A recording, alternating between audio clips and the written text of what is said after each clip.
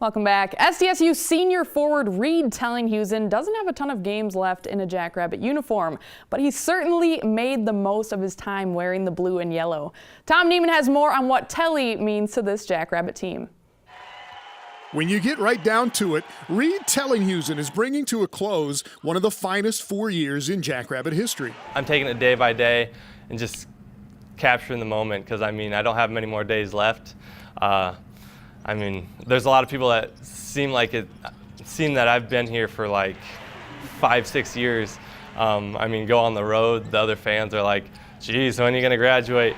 But it's gone by too fast for me. I wish I had a couple more years left, but I just take it day by day, doing whatever I can to make sure this team's successful. Well, this is actually only his 4th year on the team. He broke into the starting lineup as a freshman and has been there ever since. Tellinghuisen has started 120 games. That is more than any player ever at SDSU. Reed's so important to our team in so many ways. His character, personality mean a lot. I think his calmness in the course of games, having a veteran who's been a 4-year starter who we're looking at now has started, I believe, more games than anybody to wear a Jackrabbit uniform. His assist-to-turnover ratio tells me a big story. It's 2-to-1, which is a guy who calms our teams down, who makes simple plays. I'm just going to be out there and do whatever it takes for our team to win, whether it's rebounding that night, taking charges, blocks, doing whatever. Scoring's never been a big importance to me, especially when I've hit the college level. I've kind of taken the game to a whole different perspective compared to high school. And I think my value to the team is just being a team leader and just doing the small things right in order for our team to be a well-worked machine. It'll never leave my mind in the conference tournament last year, the blocks, the charges, the loose ball deflections, the steals, and how impactful those plays were. Tellinghuisen averaged 15 points and 7 rebounds in those 3 Summit League tournament games last year.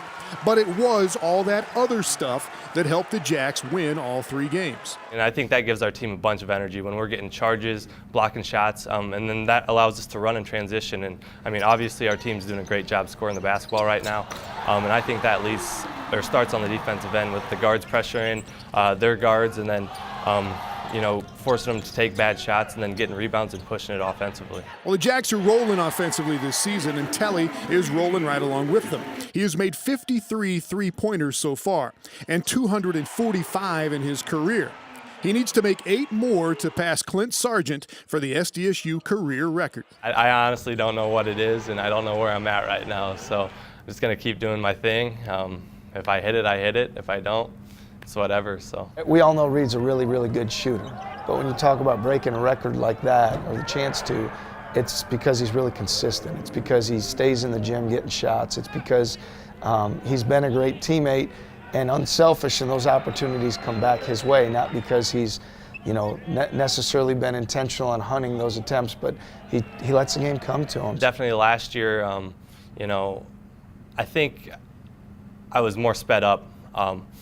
I took bad shots, honestly, shots that were probably forced that I didn't need to take.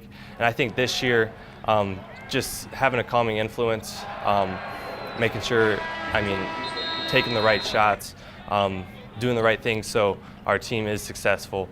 And I think that kind of starts with me. If I'm trying to force bad shots, other people are going to start forcing bad shots. So just taking the right ones, and I think that calms down everybody else. And that includes his close friend, Mike Dahm. I kind of keep him under control. I don't know what he's going to do when I'm gone because he gets out of control sometimes, but I got to calm him down. In the meantime, Tellinghuisen will finish up his playing days, set a couple of new school records, and keep on doing all those senior leadership things to help the Jacks keep on winning.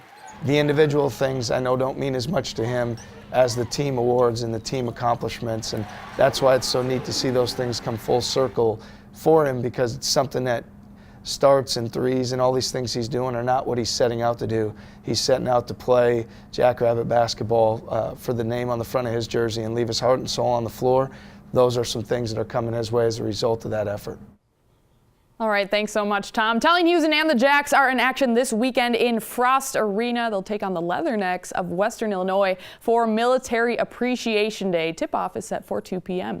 Meanwhile, the Jackrabbit women play at Western Illinois on Saturday. The Jacks beat Western by 36 points in Brookings in the first meeting of the season. SDSU is rolling on the offensive end right now, averaging 97 points per game in the last 5 games. Offensively, we've been really good, and I think that's the thing that we'll have to, as a staff and as a team, not get distracted by. You can't just continue to score this many points. I'd like to think we will. It's really coming efficiently. It's not like we're just shooting a crazy percentage from the three-point line, or one person is just in this unbelievable zone and they're carrying us. It's been balance. It's been points in the paint. It's been just really solid execution, so that's good. But at some point, we're going to have to win a game when we score in the 60s. And I don't know that our defense is quite where it needs to be, and that'd be the part I would look at. So there's some things that we can improve on, and we'll have to as we go to Western Illinois, USD, and Fort Wayne, 3 tough road games to finish up. But offensively, we've played so well, sometimes that can just distract other areas of your game that you have to improve on. And yes, a subtle reminder, it is SDSU at USD next Wednesday night in Vermillion. We will have it live on Midco SN. Next on the show, Jody Norstead catches up with MSU Moorhead women's basketball head coach Carla Nelson. Stick around.